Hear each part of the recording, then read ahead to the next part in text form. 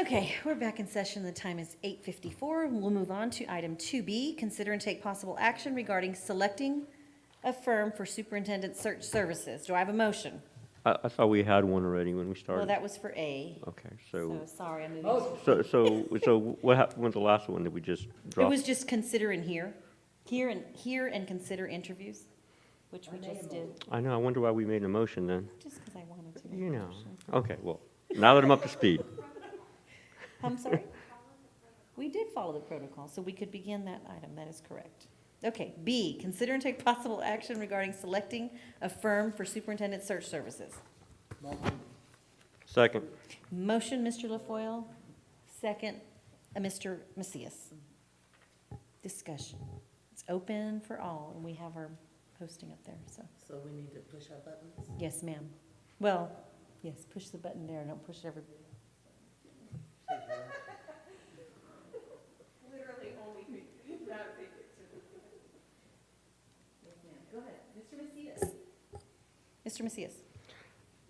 Yeah, I thought we heard 3 really good presentations today. And I think, for the record, my first line of questioning would lean itself to cost. And during our break, Ms. Kenora was really nice to kind of assemble that a little bit. And it looks like the first firm is at $16,500, the second firm was $13,600, and the third one was $7,500, but hourly, I think, is how it broke down. So it's not all of it right there. It's just a bit of what we're looking at. So that was my first point, to try to get a better understanding of those costs. But I'll yield for right now and hear how this discussion goes. Ms. Pichelle. Okay, well, yes, Mr. Macias, that was a concern for me too, when I was looking at Wash Gallegos, because the other 2 gave us a specific cost for completion of fee. And with Wash Gallegos, well, you just have to figure it out. I want to say in open session that I was disturbed at a comment that I heard from our first group, Griggs, when they talked about fraternity and brotherhood. That just kind of turned me off right away. Right away. But the other 2 candidates that we heard, I thought were, they were precise. They were very precise, and one of the things that I was listening for closely was the answer to that second question. The question that Ms. Canoia was asking, that was an extremely important question to me. And TASB and Wash Gallegos seemed to be, the most in diversification. So that's. Which were the 2? TASB and Wash, they were the most in diversification when it came to the applicants. That's about it for now. Okay. Mr. LaFoille. I thought they all did good except the first one. I didn't like it at all. I'm honest about it. I believe it's between Walciego and the School Board, Association of School Boards. And out of the 2, I think we know what we're getting when we go Walciego. With the other one, we don't know. They give a good line to us, but are they going to come through with it? And also, they will do our contract. They will help us with our contract. The other one wouldn't. So I'm leaning towards them.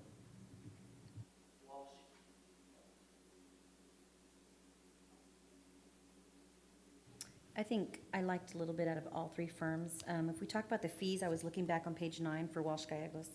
They do estimate, they give us an estimate at least, a range between $12,000 and $16,000. But like Mr. LaFoille mentioned, I think that is inclusive of them helping us with contract services. So I'm guessing that'd be let's just say $12,000 on top of the $7,500. But they would help us with the legal fees that we're gonna have to incur if we select another firm. I did like the first group, I did like their vetting process. I think it was important, I think it's important to go beyond piece of paper and an application online, and even beyond just a phone call. But Walsh Gallegos did say that I wrote it down, hold on, that it's board-driven, they don't have a cookie-cutter search. So that made me feel a little better, to where we could then say, it's really important for us, for you to get to know the candidate beyond a phone call. I know Mr. Patterson said some of them call and say, we want to come in. So I do, and I think all three firms are they're really great firms. I know TASB's all around Texas and very well respected also. So I'm leaning towards TASB or Walsh right now. Mr. Macias? Yes, one of the things that did impress me with Griggs was that when we called them out in terms of what their hiring was in superintendency, I think their track record was pretty good. But they were cognizant of that, and I think, obviously, I'm never going to advocate that we hire just based on diversity. We need the best candidate, and so whoever the best candidate is obviously who we'll pick. So I'm sensitive to understanding that. But in terms of all of the presentations, I think probably the aspect that probably will carry the decision today will be the localized approach that a partner would have with us. As Walsh as well as TASB had mentioned, they need to understand who we are as a district, what our culture looks like, in order to truly identify the appropriate candidate. So I see Walsh being very positioned well for being able to accomplish that, because they know the culture of the board, they know our community. If there's one element that I think is really going to stand out, it'll be that part of it. I'm just sensitive to cost. I don't want to spend a lot more than we need to. So I'm glad that you pointed out the fee schedule, and that's something Ms. Kenora had just shown me as well, from a 12 to 16,000. I would be very comfortable with that. If it becomes a $20,000 expense or 22,000, I mean, that's clearly way outside of the bounds of where I think it needs to be, and perhaps maybe we can have some discussion with Walsh to kind of keep that under control.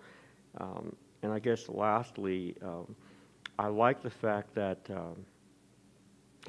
strengths, TASB has a larger pool.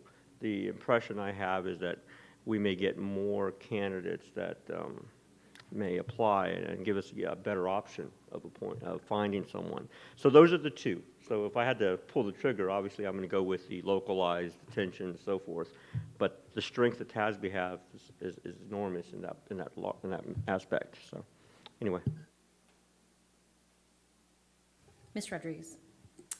I think that I am with everybody else in feeling like TASB and Walsh Gallegos were the more compelling presentations to me.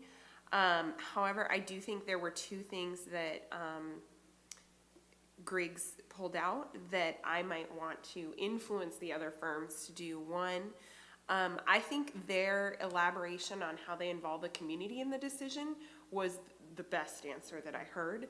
And I think that I think online surveys are good for breadth and being able to have many voices, but I do think that engaging people in person and the number of different people that they talked about engaging was very important. I said two things and now I can't remember what the second one was. Oh, the vetting of the candidates was the other thing. I agree that I think if we can influence the way that the search process takes place, that would be really strong.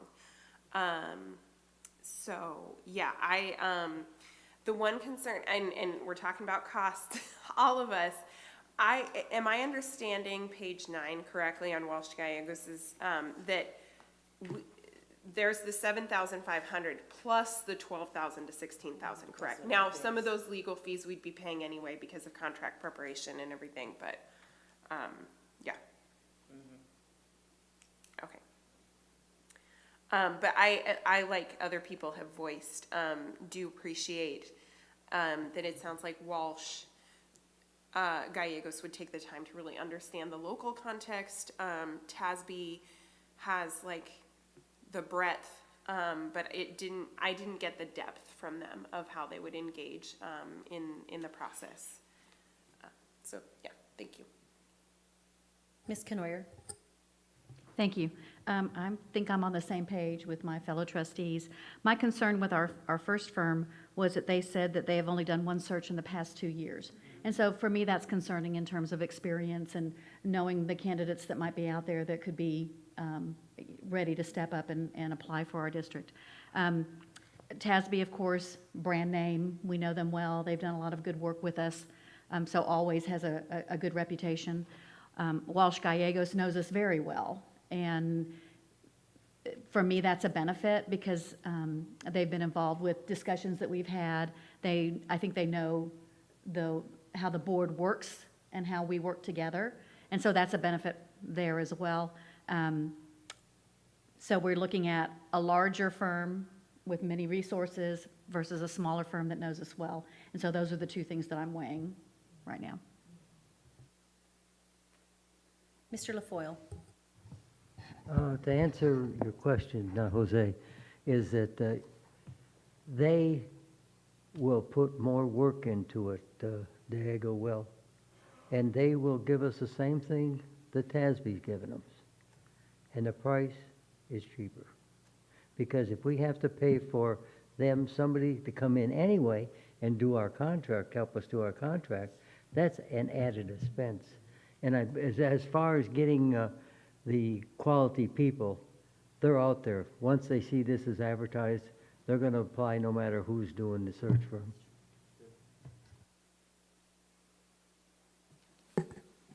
Ms. Bishop? Yeah, I failed to mention what you guys said is true about that first group, that they do interviews. So my question is, since the others said that they do theirs by reaching out online, if we were to request that once we tell them what it is that we're looking for, is that one of the questions we can ask them if we say, you know what, we want you to do face-to-face or phone call interviews? Can we do that? Can we ask them to do that? Sure, I don't see why not. I think TASB, is, like Ms. Canoyer mentioned, so they're a lot bigger organization, a lot bigger firm. I think they already have their process, but I'm not going to speak for them and say they wouldn't do that, whereas, Ms. Kyle said, and I'm going to keep quoting her, we're not a cookie-cutter search, so I think that leans towards what you're asking is, would they? Sure, I think they would definitely consider that, based on the information she gave us. So, Ms. Canoyer? I was taking notes, and when Mr. Patterson was speaking, one of the things he said is that they do online surveys for community input, and then he also said they'll do a community and staff forum if we request it. So they are capable of doing that as well.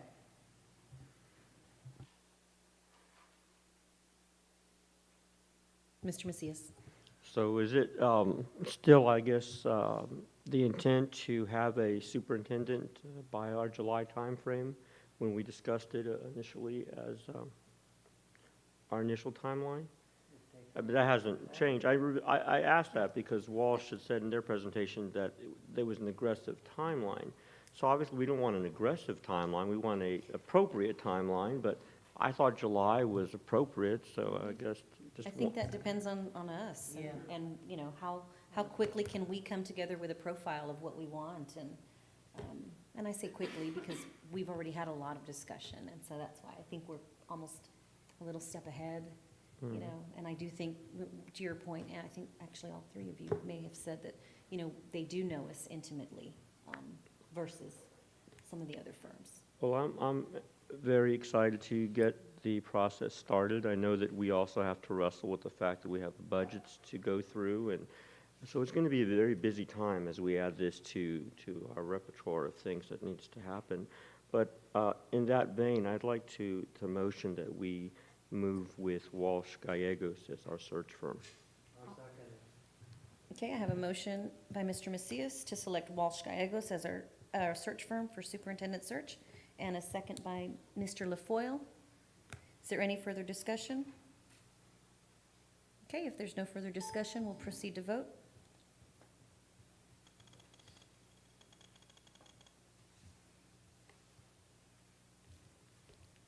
Okay, Walsh Gallegos is selected as our search firm, and the vote is 5-1. So we do not need to do 2C since we've already selected a search firm, and we do not need 3A. So, meeting is adjourned, and the time is 9:10.